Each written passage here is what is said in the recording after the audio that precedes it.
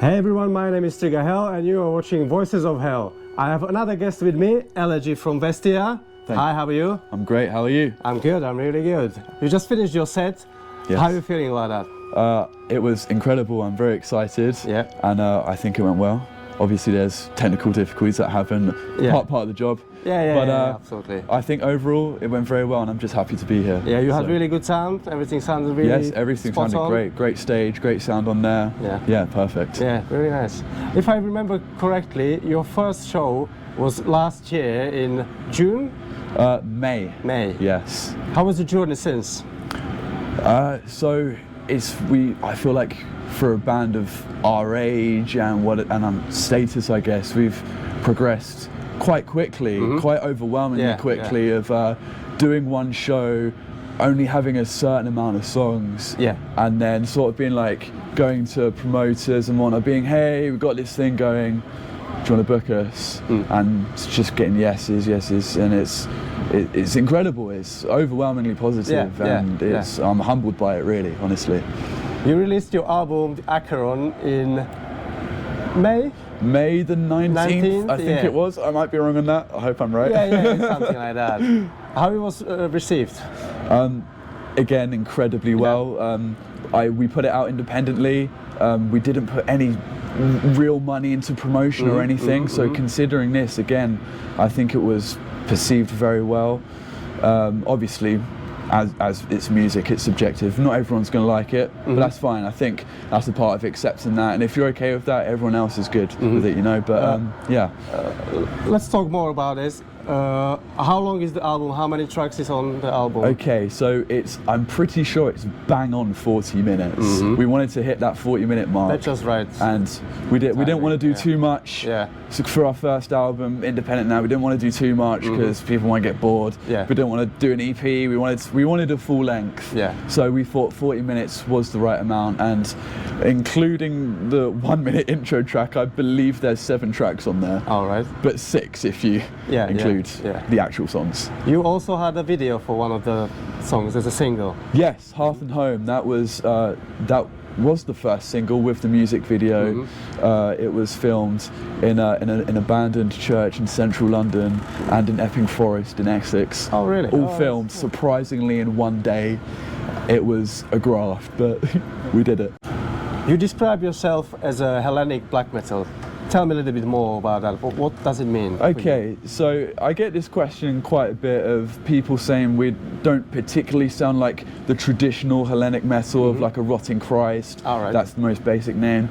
But I think we use it more in terms of because of our lyrical themes are all based on Greek mythology and everything like that. We like to consider ourselves Hellenic because of the theme of the band. Maybe not so much the music. Some might disagree and say, oh, you can't do this, but you know, this is what we want to call ourselves. And I think that's okay. As long as we're okay with it, I think. Is any member of the band Greek? Yes, so our lead guitarist, Yanis, he is originally Greek. All right. He is from a town called Ptolemaida, not too far from Thessaloniki in the north of Greece. He's the sort of one who's sort of spruced off the idea of going through a Greek theme, and I thought, you know, within black metal, there's a strong Nordic themes from a lot of bands, so of course, why not go for something a little bit different? Yeah. Oh, really nice, really cool. What's the writing process in Vestia? So how we wrote most of the album was taken away from the sort of the theatrics of it a bit. It was me and Yanis mostly sitting in my university accommodation bedroom and just coming up with a riff. He would do some lead over it, and then we'd take it to the rehearsal room with our drummer and our bassist, and they'd go away, hear what we've wrote, and they'd go away, write their own things. We'd come back to it, put it all together, and tweak bits here and there. I think some things that bit don't work, and then what we produced is what you hear. Are you preparing anything new for new album, or are you still? So yeah, we wish to release an EP next year. How long it will be, I'm not too sure. Do you have any songs ready? We don't have any full songs ready. We have some ideas that we're currently conjuring, if you will. But we don't think we want to go for another full album straight away. Yeah. Just something just to keep the people interested, and then maybe in another year or 2 years' time, we'll come back with an even longer full album, hopefully. Let's talk about you. Yes. When did you become metalhead, and where was the moment that you decided, oh right, this is it, I want to be fucking metalhead? So it was my dad that brought me up as a metalhead.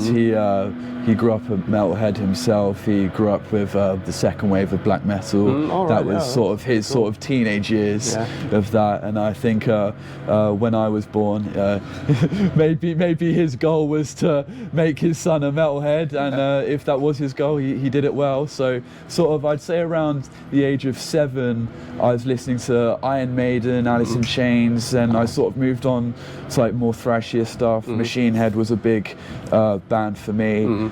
After that, I tried to get into death metal, wasn't really doing it for me, and then I found black metal, I found Dissection, Emperor, Mayhem, of course, and I was like, yeah, this is this is my thing. Nice. Let's talk about mental health. It can be quite challenging, especially for musicians, to deal with everyday life, pushing yourself to be creative. How do you deal with that? I think I deal with it with the band itself, really. I feel the music is simply just a passion project for me. I love it, it keeps me sane, it keeps me creative, it keeps the mind ticking. So I think the music for me is the escape and the journey of improving mental health, even because it gives yourself a purpose, gives yourself a reason to say, if you haven't got work or whatever, they get up, make some riffs, whatever. And I think that's how I deal with it personally. The band helps me through that sort of thing. Really cool. Yeah, that's really nice. Let's go back to Vestia. What does it mean? What Vestia means? So Vestia, I would describe is a misspelling of the Greek goddess Hestia. We liked the name Hestia, but we thought it was a bit too soft sounding. Starts with a. We wanted something a bit more aggressive, if you will. So I found the Roman equivalent goddess of Hestia, which is Vesta. So we simply just took the V from Vesta, replaced the H with the V to make Vestia. That's the story of that. Cool. That's really nice. Thank you for your time and interesting answers. I hope you all enjoyed another episode of Voices of Hell. Stay cool, stay dark, and remember to support your local metal scene.